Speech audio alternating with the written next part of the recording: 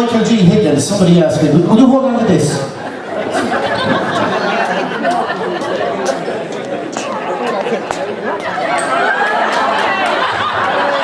I am delighted on behalf of the people of Ireland to welcome myself here this evening, and I just want to say, being that Father John is here, I want to say something very spiritual. I want to quote from the Bible. About 5,000 years ago, Moses told the people of Israel, pick up your shovels, mount your asses and camels, for I will lead you to the promised land. 20 years ago, Bertie, you haven't told the Irish people. Lay down your shovels, sit on your asses, smoke a camel, for this is the promised land. And in his last budget, Mikey Noonan started stealing your shovels, kicking your asses, raising the price of camels and mortgaging the promised land. I want you, we're going to see the Fine Gael Creed. Are you all ready? Hello, how are you? Welcome.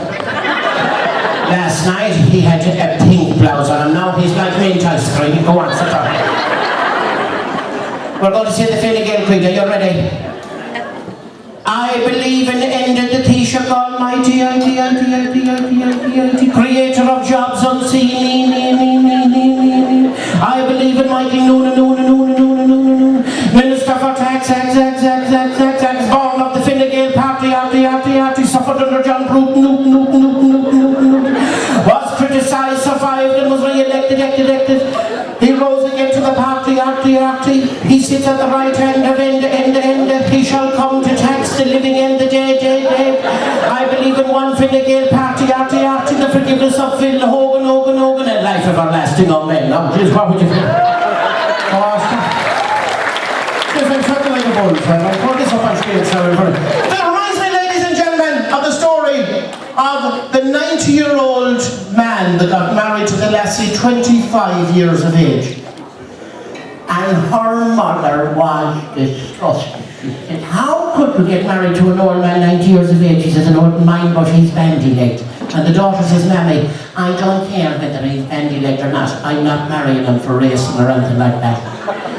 So at 91 years of age, where do you think Paddy Joe is? He's in the waiting room of the local maternity hospital. Now you can imagine Paddy Joe, lot of aerials up, no reception coming in, good, bad or indifferent. As the American would say, the elevator is not going all the way to the penthouse. Now in comes the matron, you can imagine the matron. Here's me head, me arse is after.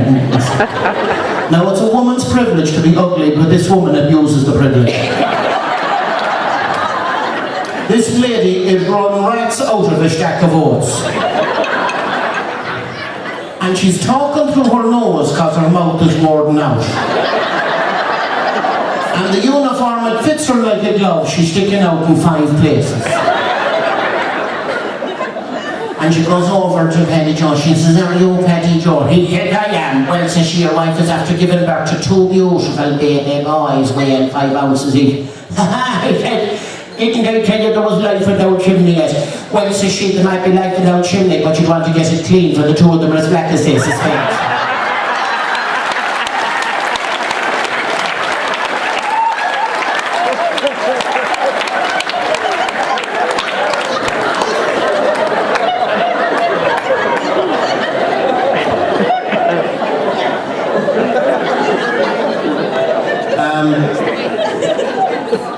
City West, ladies and gentlemen, fabulous hotel, beautiful long bar, just picture it. 2 people at the bar. There's a well-dressed businessman with his laptop and his briefcase and his overcoat, and then there's of course a Dublin board. She's doing her wrigglies and she has a skirt on her and it's so short, so little material in it. Wouldn't tighten the handle on a spade. She's chewing wrigglies and blowing bubbles. They're the only 2 sitting at the bar, and their eyes meet. And he says, hello, how are you?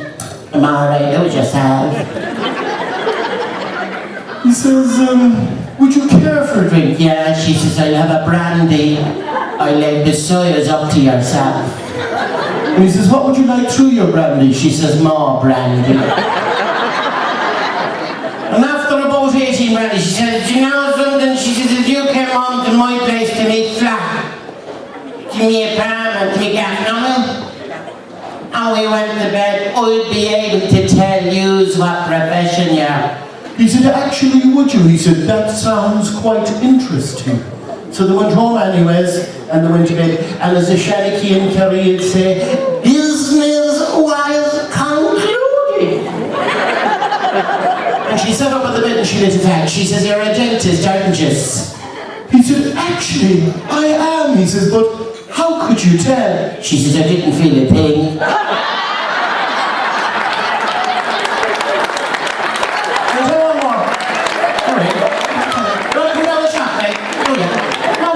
Want to stop me? Come on here.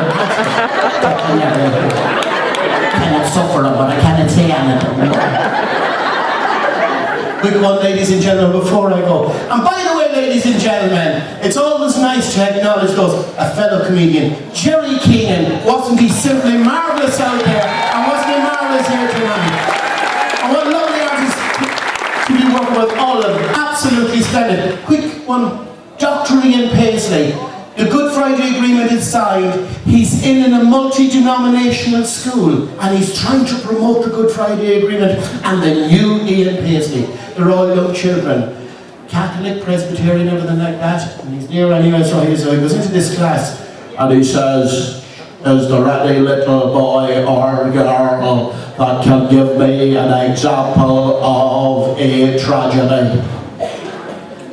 Little Presbyterian boy puts up his hand. He said, Mr. Paisley, I'll give you an example of a tragedy.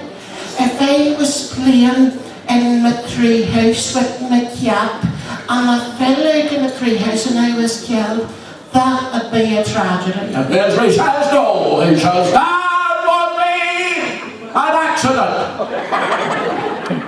Presbyterian girl, she puts up her hand. Mr. Paisley, I'm a Presbyterian girl. I'll give you an example of a tragedy.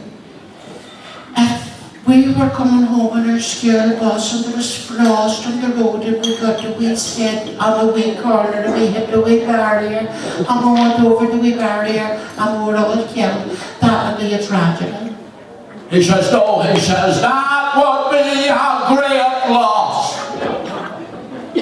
There was a Catholic gospel in the class. And the father says, if you ever get a chance at Paisley, do one. So he put up his hand.